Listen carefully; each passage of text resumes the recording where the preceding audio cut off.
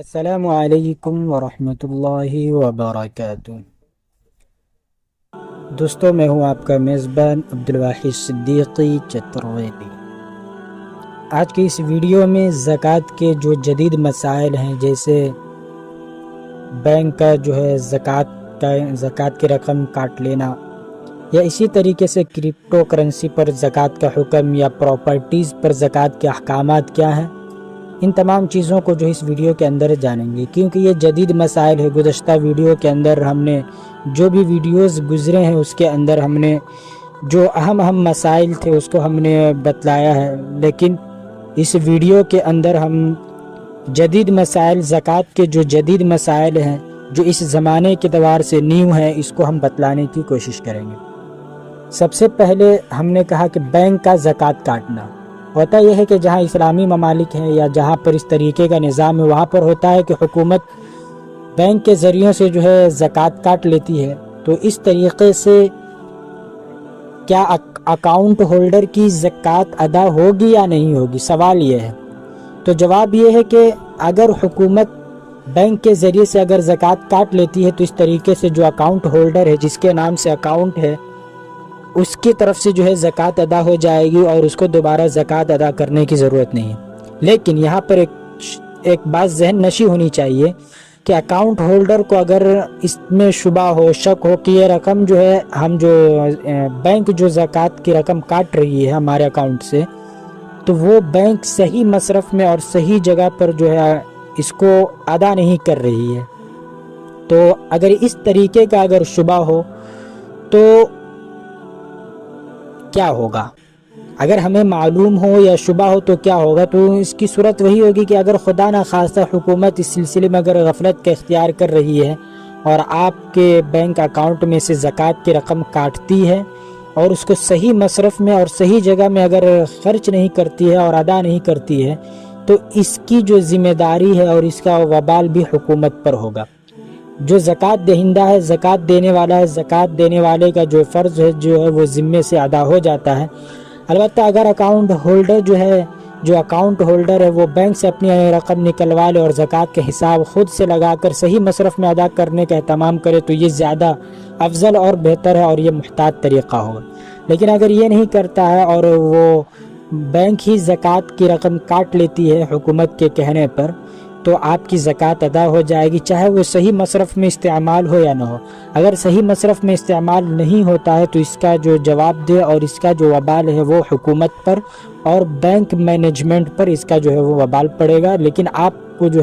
اس طریقے کا لیکن ہمارے لیے بہتر یہی ہے کہ ہم افضل اور بہتر اور محتاط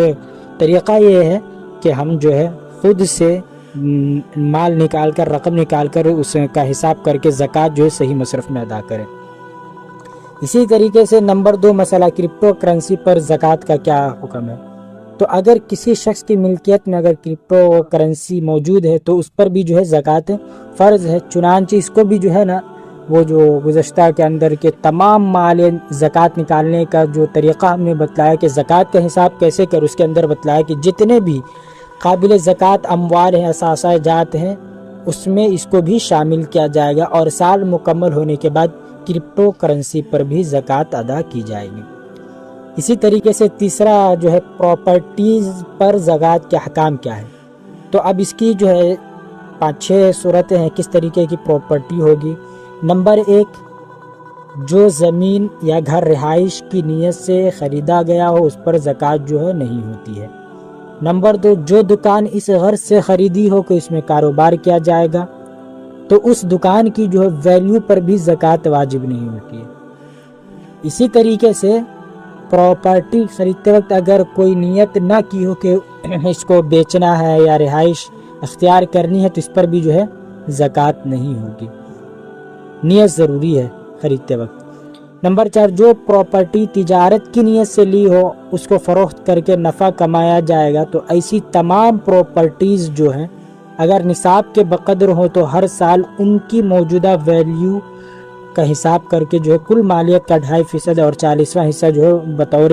زکوٰۃ ادا کرنا لازم ہوگا، اگر نیت ہو تجارت کی نیت سے لی ہو تو۔ اسی طریقے سے اگر پراپرٹی کرایہ پر دی ہو تو اس پراپرٹی کی مالیت پر زکوٰۃ لازم نہیں، لیکن یہاں پر یہ بات رہے کہ اگر حاصل ہونے والا کرایہ جمع ہو اور پراپرٹی کا مالک پہلے سے صاحب نصاب ہو، یا جمع جو کیا ہے کرایہ یہ 52.5 تولہ چاندی کی مالیت کے برابر یا اس سے زیادہ ہو جائے تو سالانہ اس پر جو ہے زکوٰۃ ادا کرنا لازم ہوگا۔ اگر کرایہ خرچ ہو جاتا ہو، بچت میں جمع نہ ہوتا ہو، تو اس صورت میں جو ہے اس کرایہ پر جو ہے زکوٰۃ واجب نہیں ہوگی، زکوٰۃ نہیں ہوگی۔ اسی طریقے سے نمبر 6، قسطوں پر جو ہے پلاٹ خریدا جاتا ہے، اگر تجارت کی نیت سے خریدا ہو تو اس پر زکوٰۃ تو ہوگی، خواہ وہ ابھی ہمارے کنٹرول میں آیا ہو یا نہ ہو، ہمارے قبضہ میں ہو یا نہ ہو، اس کی موجودہ قیمت فروخت کا 2.5% جو ہے بطور زکوٰۃ ادا کرنا لازم ہوگا۔ اسی طریقے سے تجارت کی نیت سے خریدی ہوئی پلاٹ کی فائل کی موجودہ قیمت پر بھی زکوٰۃ واجب ہوتی ہے۔ اور 8واں جو زرعی زمین اگر تجارت کی نیت سے خریدی جائے تو اس پر بھی زکوٰۃ واجب ہے، اور اگر زراعت کی نیت سے خریدی جائے تو جو ہے واجب نہیں ہوتی۔ تو یہ تمام مسائل ہیں جو پراپرٹی کے متعلق ہیں۔ اسی طریقے سے چند ایک دو مسائل ہے کہ زکوٰۃ کا بہترین مصرف، کہ زکوٰۃ کس کو دینا زیادہ بہتر ہے۔ تو نمبر 1، مستحق جو رشتہ دار ہیں، اپنے جو قریبی رشتہ دار ہیں اس کو سب سے پہلے جو ہے زکوٰۃ دینا، اگر وہ مستحق ہیں زکوٰۃ کے تو اس کو دینے میں جو دوہرا ثواب ہے۔ ایک رشتہ داری کا ہم نے خیال کیا، صلہ رحمی کا، اور دوسرا جو ہے ادائیگی زکاتی کا، اس لیے دوہرا ثواب۔ تو ہمیشہ جو ہے